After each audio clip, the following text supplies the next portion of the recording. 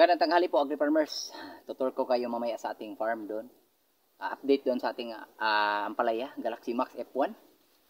Na lumalaban pa rin kahit matanda na. So, bago mo ng lahat, shoutout muna tayo kay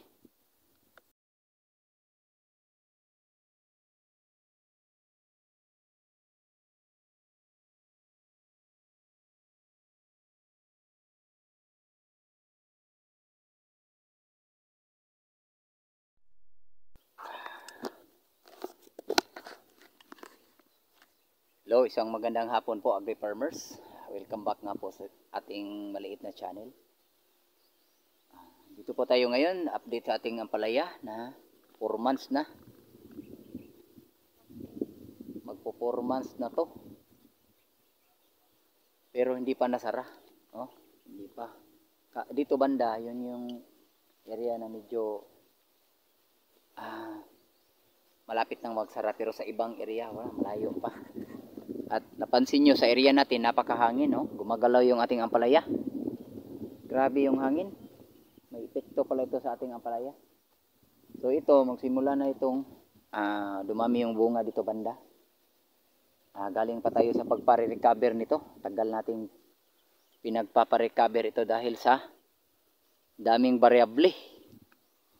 Daming variables, agri-farmers. Doon tayo sa unahan. Dito wala pa, malayo pa dito. Ito yung mga palaya.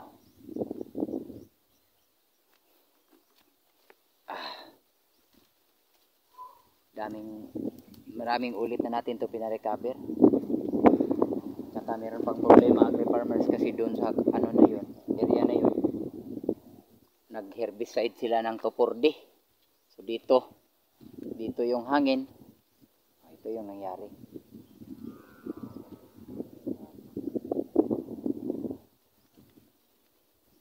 Dito, hindi pa nasara. Pero siguro kung dito banda, gumagapang dito banda, nagsalubong na sana to. Kaya lang napakalakas ang hangin. So, isang direksyon lang niya yung gapang. Sana nga. Tuloy-tuloy na itong pag nabigyan tayo ng ulan, may iba nagyelo na natusok ito. Kasi marami yung yung fruit fly, dumami bigla yung fruit fly. So bili tayo ng para maiwasan natin to. Baka maubos to sa fruit fly. Ganito, agri-farmers, inusok to ng fruit fly. Sayang. Ito yung ma-harvest natin bukas. Good news nga pala, agri-farmers, kasi nga dito sa Davao nag-umpisa ng tumaas yung presyo. Mula 35 pesos ngayon naging 55 pesos. So tuloy-tuloy lang. Ito na yung hitsura ng ating talbos. Umaarangkada na talaga sa tagal ng panahon. May mga tuy-tuy pa rin, ito may mga ibabagsak pa. So agri-farmers, ang ating abono dito ang ginamit, since napakataas ng init, hintay tayo ng ulan. So nagamit tayo ng urea. 10 kilos yung urea at saka 10 kilos yung complete. So pinaghalo natin. Tig 10 kilos lang yun munang abono natin per drum. Medyo naging okay naman. Sana makarami to bukas. So ganito pala ang characteristics ni agri-farmers ni Galaxy Max. Kailangan mo lang talagang pagtiyagaan. So kami, more on dilig kami dito nung walang ulan. At sa awa ng Panginoon, kahit dilig-dilig lang kami, nakaraos din. Ito yung mga bunga niya ngayon. Marami pang mga talbos, umarangkada. Ito yung mga bagong talbos. Laban-laban lang mga magsasaka natin dyan all over Luzon, Visayas at Mindanao. Kumusta na inyong mga tanim ninyo? Ito, daraming fruit fly para dito. Oh. Naku, parang tinusok to ah. So more on ano tayo? Siguro lagay tayo ng paamoy bukas. Oh, meron pang mga yangaw. Daming insekto. Ka-spray ko lang ito kahapon, kaya lang yung mitumi lang yung ginamit ko. Parang walang ano yun kay fruit fly ah. So change ano tayo? Change insecticide. Nakikita natin maraming fruit fly. Oh, wala pa. Layo pa sa tabla. Lawak kasi ng tabla. So ito, mag 4 months ito ngayong 26. Today is ano tayo?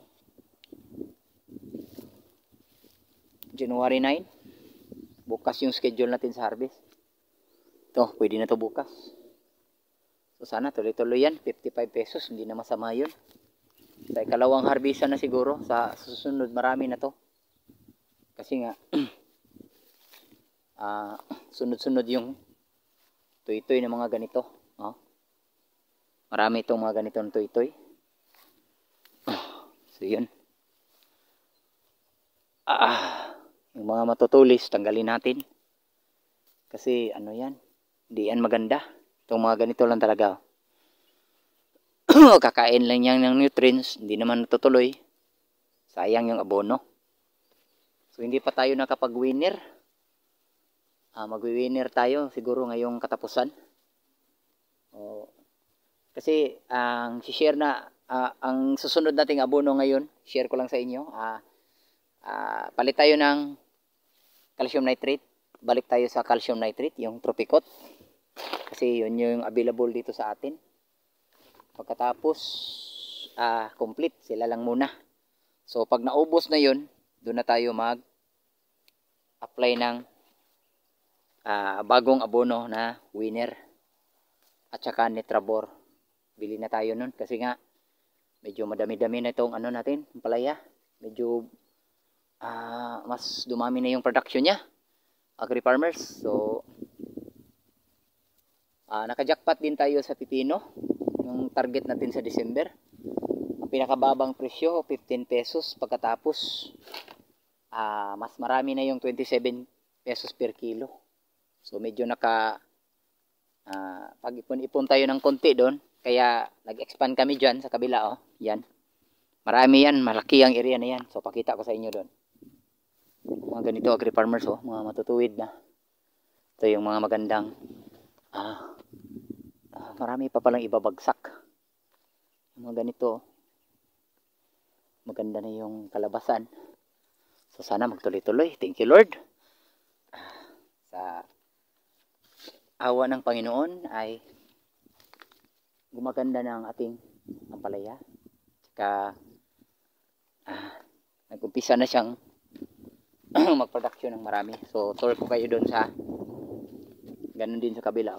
Marami na siyang bunga. So dito tayo sa ating bagong area ng pipino. So lipat muna natin yung camera agri farmers sa bagong pipino. 2 lata. Tumubo na yung mga pipino, mga maliliit pa. Yan. Hanggang doon sa dulo. Tsaka dito. Nag-umpisa na tayong magtayin. Yun yung tuway natin sa taas. Ito na yung itsura ng ating pipino. Ganun pa rin. Mega C F1 is waste pa rin. Baka naman. Again mga agri farmers, hindi tayo binabayaran ng mga yan. Hindi yan nag-sponsor. Dapat sana bayaran tayo. Pero okay lang. Balik tayo dun sa palaya. Ito marami to. 2 lata to. Tsaka may excess ng konti dun. 5 rows sa lumang ito yung pinakahuli. So pansin nyo, hindi tayo naglagay ng building dito kasi nga maano ng hangin. Itataboy lang sa kabilang side. So dito may mga konting gumagapang, pero dito talaga lahat. At saka dito ang gapangan niya isang way lang. So hindi siya makapag-penetrate dito sa kabila kasi nga Iba yung hangin dito. Ito. Ganda-ganda naman yung ano, bunga. Medyo may progress na rin agri-farmer. So, yun yung problema natin. Si fruit fly. O ito agri-farmers. Yung mga talbos niya na yung mga konting mga tuy-tuy. So, lahat yan. Mga tuy-tuy yan lahat. Nandun sa dulo. Dito rin, no?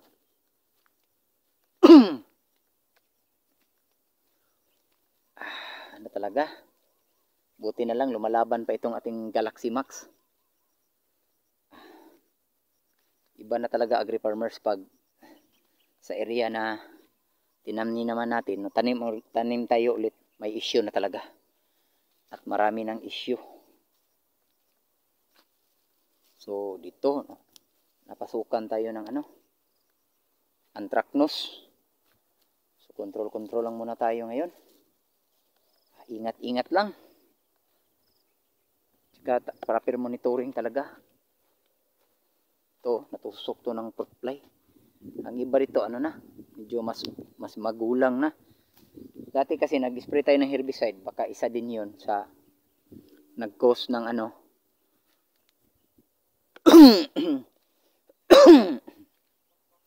nag-cause ng paninilaw. Ito mga ganito, ibagsak natin. Sayang kasi. Ayun. Nabagsak na siya. Ito rin. Sana makarami to bukas. Pero sa susunod siguro, doble na ang dami nito. Agri-farmers, yung mga ganito. So, proper monitoring. Ayos na yung 55 pesos per kilo.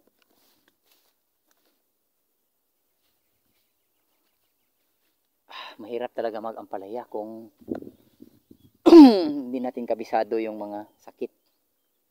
So sa mga nagbabalak mag-ampalaya dyan, try nyo muna pa konti-konti. Mag-observe kayo. Katapos, wag muna kayong mag-production ng marami.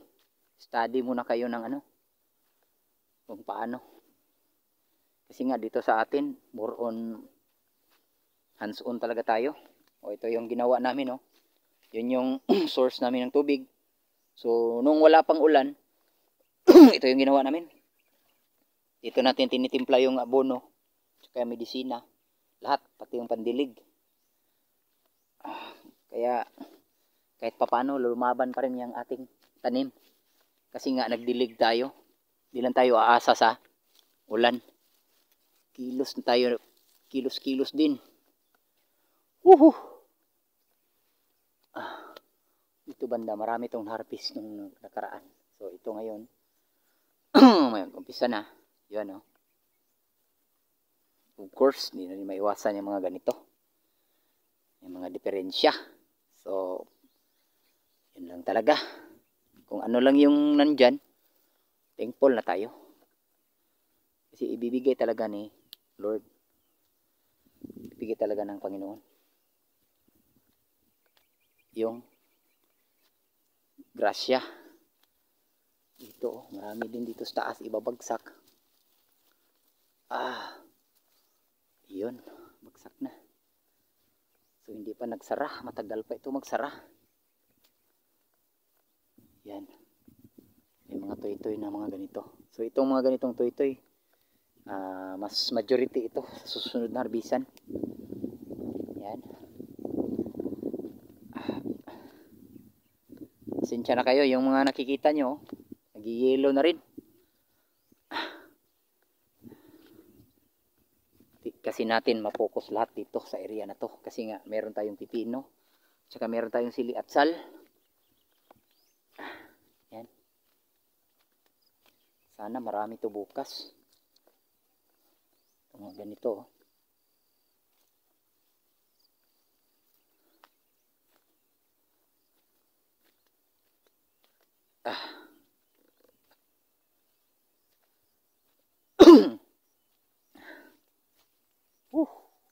Napakainit. Yan. So, bumawi na dito banda. Kasi dito banda, konti lang yung bunga. Ito rin, madami-dami na rin yan sa loob. Ganon din doon sa dulo. Yan oh, hindi pa talaga nagsara. Yan, may mga bunga. Uy, may ibabagsak pa. Ito.